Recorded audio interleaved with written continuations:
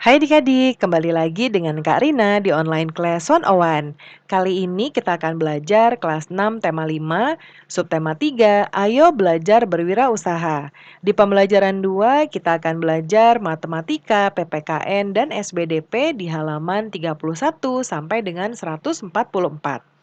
Nah, adik-adik untuk melihat video lain bisa klik di kanan atas videonya. Nanti akan ada rekomendasi playlist dan juga pembelajaran lain, tapi sesuai judul ya. Nah, kalau mau yang lebih lengkap, tema lain, kelas lain, bisa klik di kolom deskripsi. Nanti akan ada daftar playlistnya. Misalnya adik-adik mau lihat tema lain di kelas 6, berarti pilih ini. Klik linknya atau klik biru-birunya. Nanti kita akan masuk ke daftar playlistnya.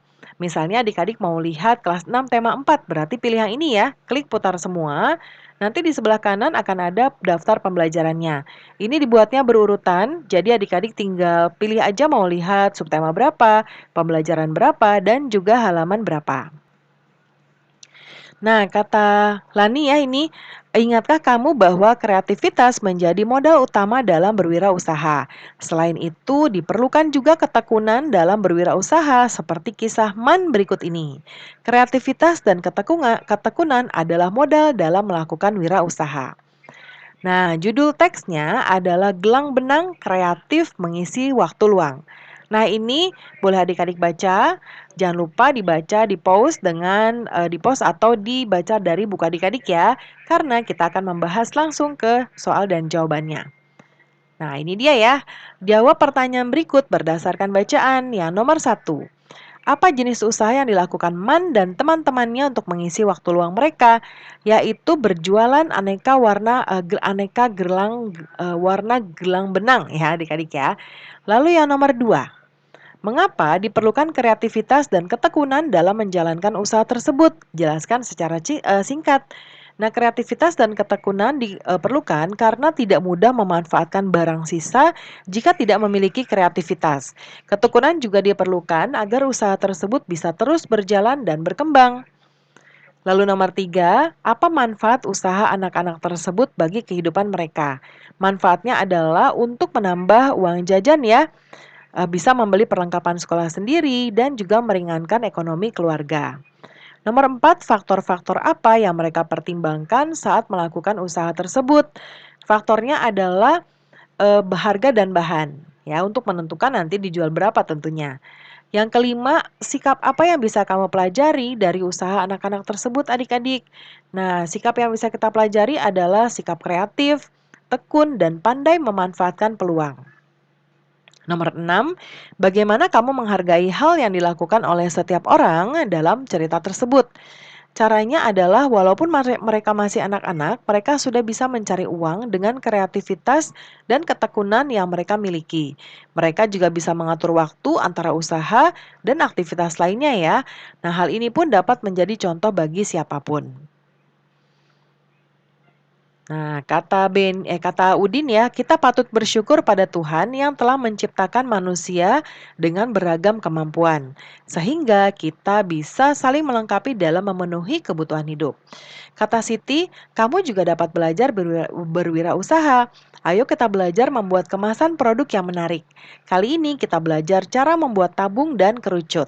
Ya, adik-adik tahu nggak tabung yang seperti apa, kerucut yang seperti apa?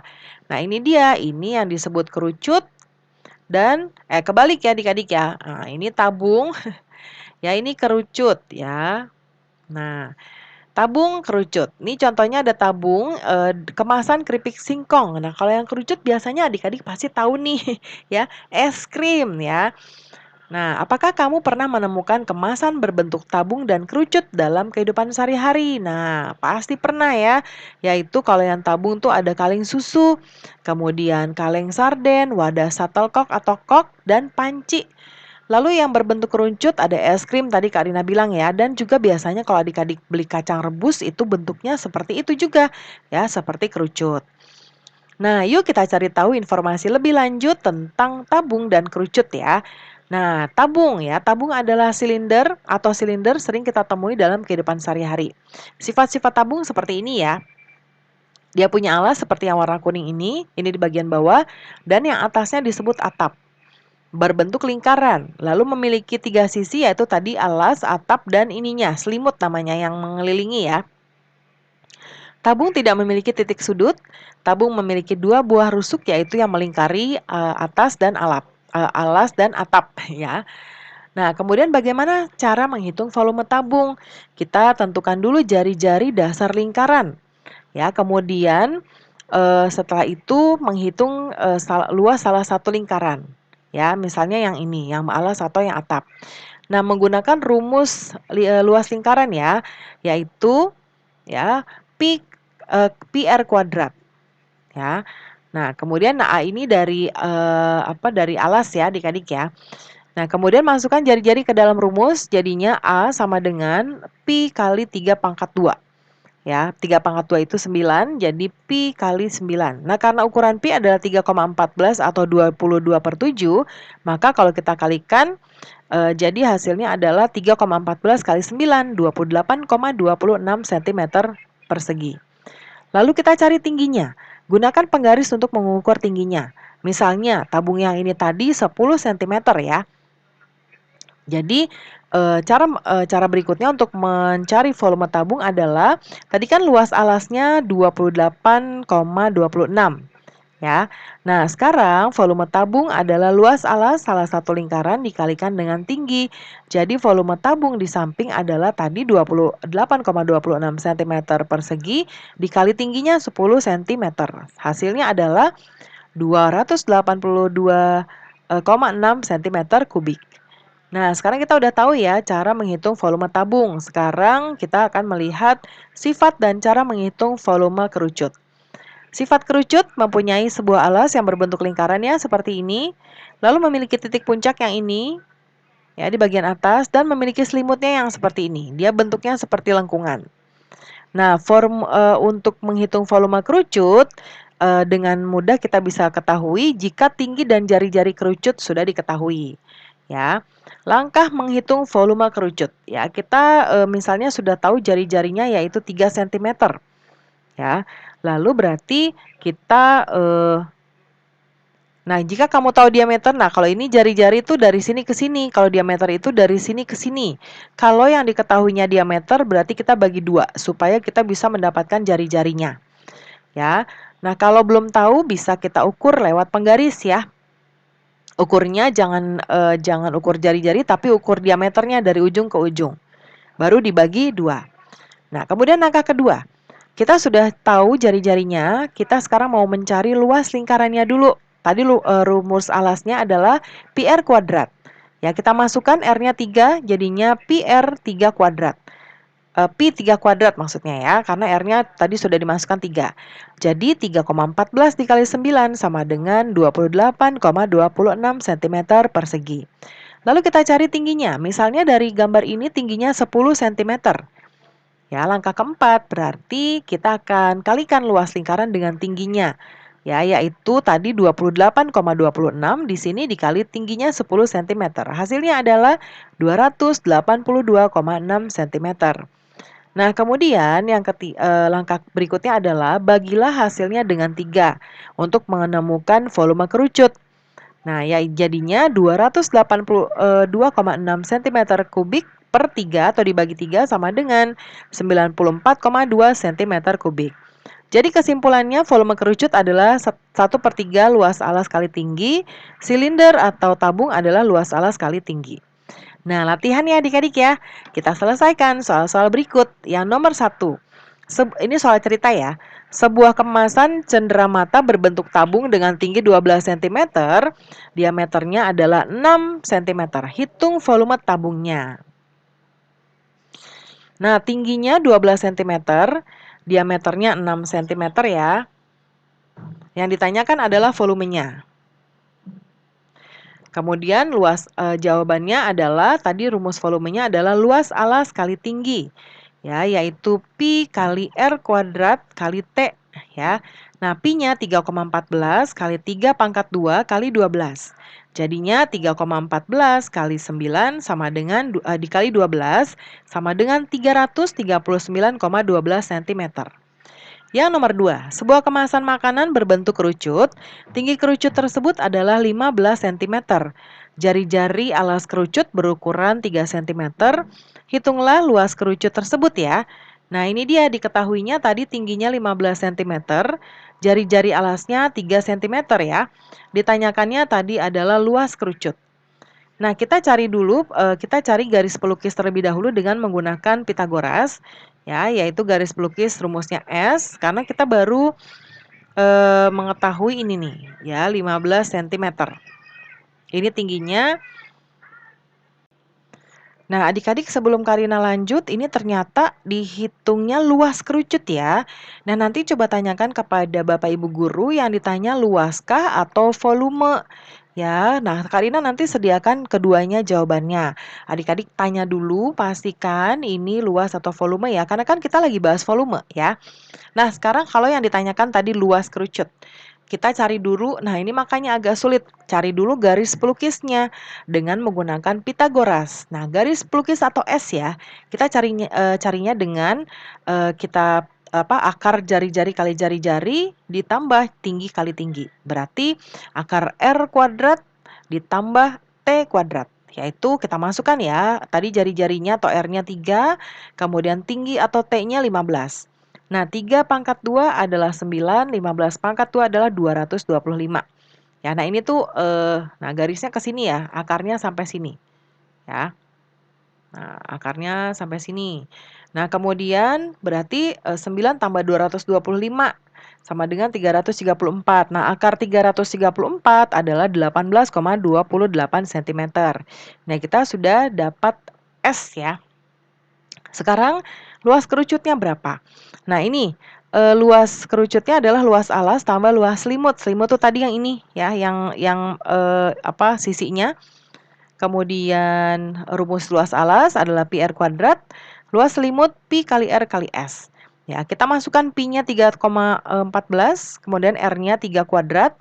Ya, pi-nya lagi 3,14, r-nya 3, s-nya tadi 18,24. Nah, kita kalikan dulu 3 pangkat 2, 9. Lalu ini langsung kita kalikan ya, 172,2.